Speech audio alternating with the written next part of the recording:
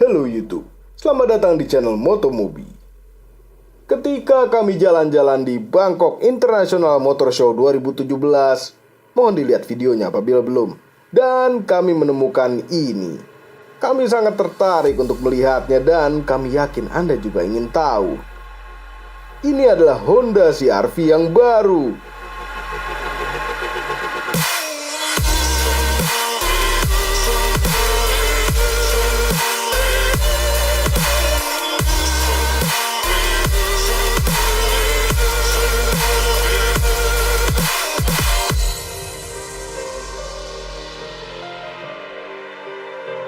Pada saat video ini keluar, Honda CR-V yang baru ini belum launching di Indonesia.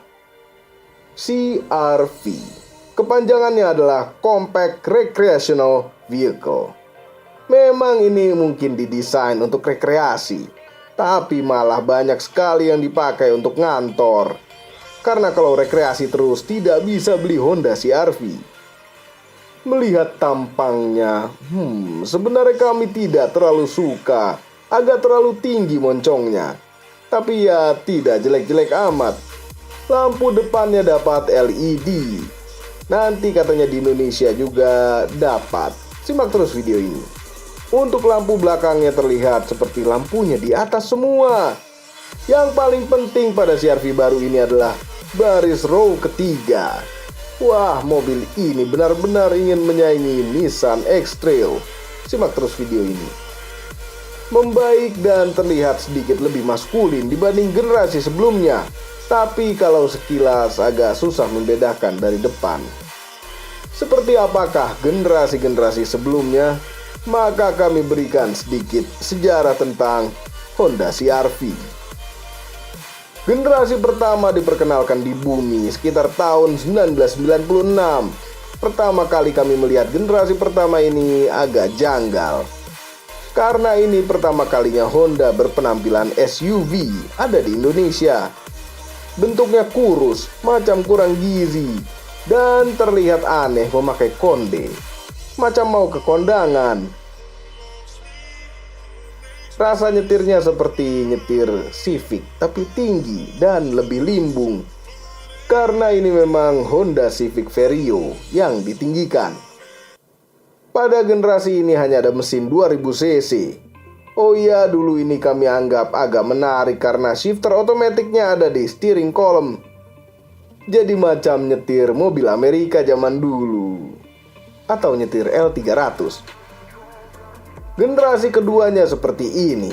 Diperkenalkan sekitar tahun 2001. Bentuknya diperbulat dan dipergemuk. Dan tidak ganteng. Memanjang dari generasi sebelumnya dan rasa nyetirnya semakin enak. Berbasis yang sama dengan Civic generasi ke-7 yang bentuknya seperti ini. Shifter otomatiknya juga bermigrasi dari steering column ke dashboard. Rem tangannya tempatnya agak menarik di dashboard juga, seperti menyatu dengan dashboard.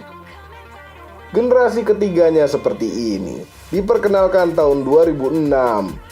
Nah, ini menurut kami ada peningkatan yang luar biasa bagian desain eksteriornya. Berbasis yang sama dengan Civic yang ini. Yang menurut kami Civic paling bagus. Kondenya pun menghilang, sehingga terlihat rapih dan streamline. Shifter otomatiknya juga sudah pindah normal seperti mobil pada umumnya. Sudah tidak anti-mainstream lagi. Kemudian generasi keempat diperkenalkan tahun 2012 seperti ini. Kami tidak suka dengan bentuknya. Untuk lengkapnya mengenai generasi keempat ini yang model facelift terakhir, mohon lihat videonya Autonet Max yang dibawakan oleh reviewer CBU atau Completely Built Up, yaitu Om Bule. Om Bule ini juga ada produk pembersih. Ini adalah MM101. Bisa membersihkan apa saja kecuali dosa dan hutang. Hebatnya lagi ini adalah berbasis air sehingga sangat aman untuk tangan Anda dan permukaan yang dibersihkan. Tersedia di Wikipedia, maksud kami Tokopedia, akun Motomobi Official Merchandise. Sebelum kami beralih ke CR-V yang baru, mohon hentikan sementara video ini dan tekan tombol jempol ke atas. Subscribe channel Motomobi apabila belum. Dan tekan tombol lonceng apabila belum. Lonceng, bentuknya seperti itu. Honda CR-V yang baru. Kali ini berbasiskan yang sama dengan Civic yang baru. Pada Civic yang baru ada perubahan besar pada Honda.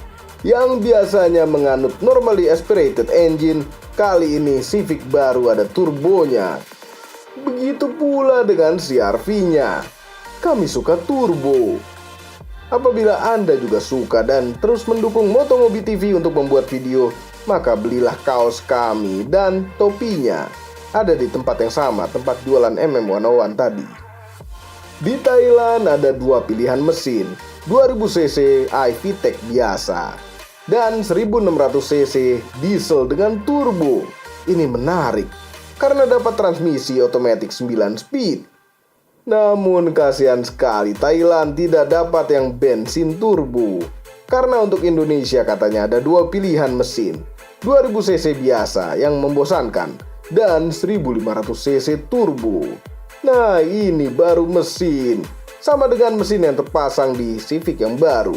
Kalau di Civic 172 horsepower dengan torsi maksimum 220 Nm, rata di RPM 1700 sampai 5500. Kalau CR-V di Indonesia belum tahu di setel berapa tenaganya, karena turbo sangat mudah untuk merubah tenaga maksimalnya.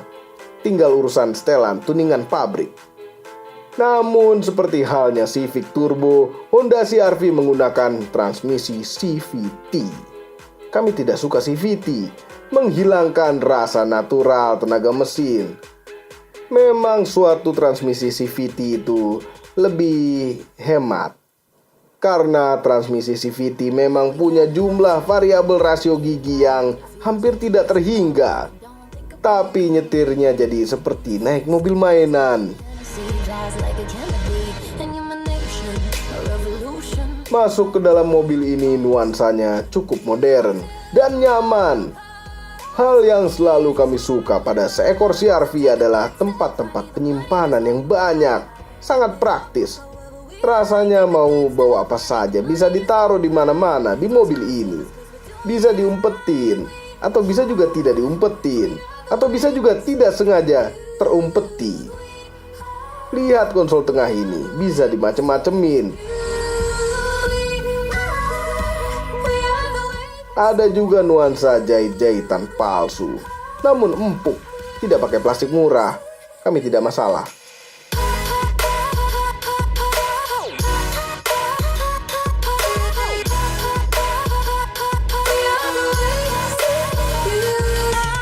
Head unit di Thailand dikasih macam ini.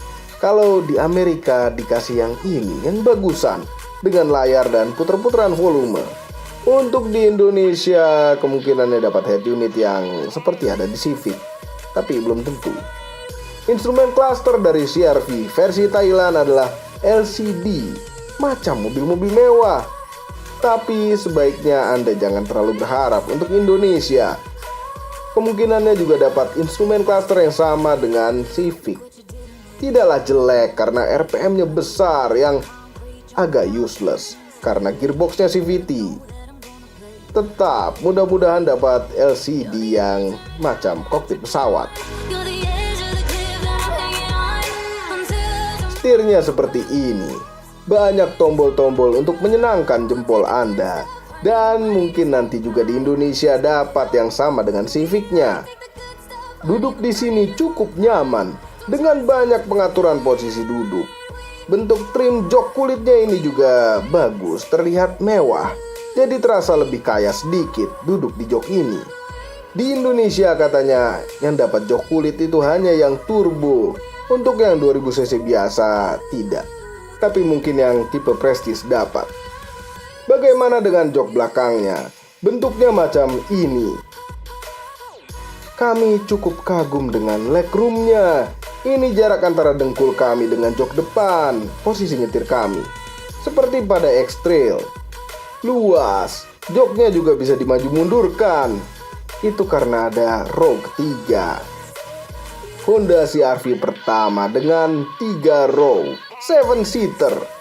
Memang SUV sekelas ini row ketiganya tidak akan luas-luas amat, pasti sempit dan kami tidak ingin mencoba. Itu orang yang mencoba mengaku tingginya 180 cm dengan posisi jok row kedua yang dimajukan habis. Memang row ketiga ini menurut kami hanya untuk darurat. Di Indonesia nanti mungkin yang 2000 cc biasa tidak dapat 3 row, sehingga hilang spesialnya suatu Civic yang baru.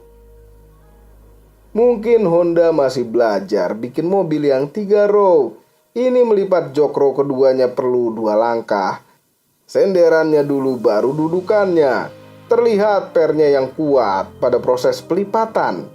Namun per yang kuat itu juga bisa menjadi penahan pengembalian lipatannya. Tidak bisa rileks mengembalikannya, butuh tenaga.